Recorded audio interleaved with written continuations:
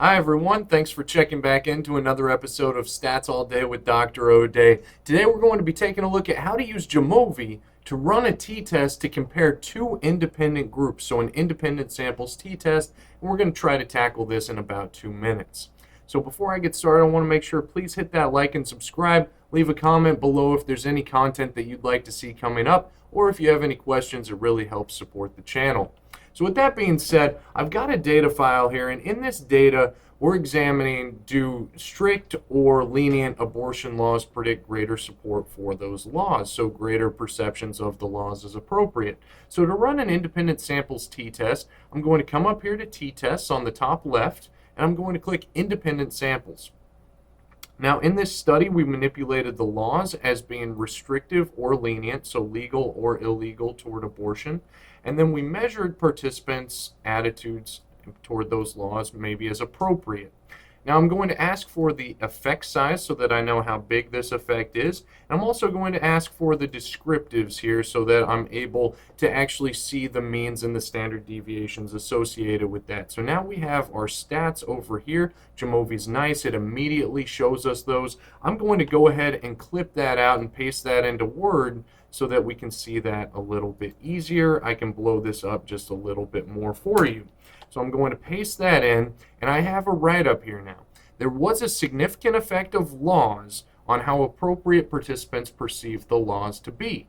Now, how I'm getting this and how I'm arriving at this conclusion is we're looking at students T here, and the T statistic is 8.27.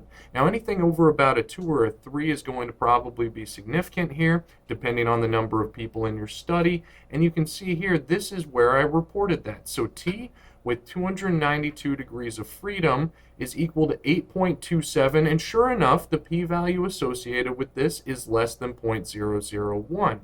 Our Cohen's d, which is a measure of the size of the effect, typically we start to think of an effect as medium to large when it gets above about 0.5. So this is a pretty large Cohen's d here at 0.96. We're going to report that, and what that tells us is that the two means that we're seeing, so the legal and illegal group means, so participants in the legal group had a mean of 4.84 on how appropriate they perceived the laws to be.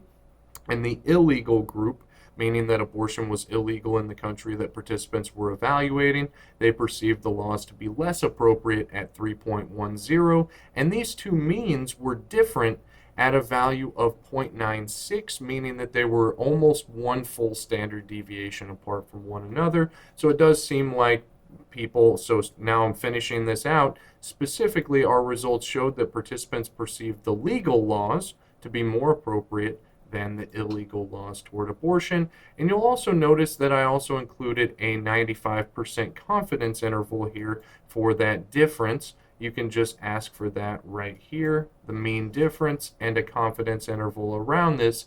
And this interval tells us that we are 95% confident that if we ran this study an infinite number of times, that the real population mean difference between these, so if we take mean 1 minus mean 2, it would fall somewhere between 1.33 and 2.16.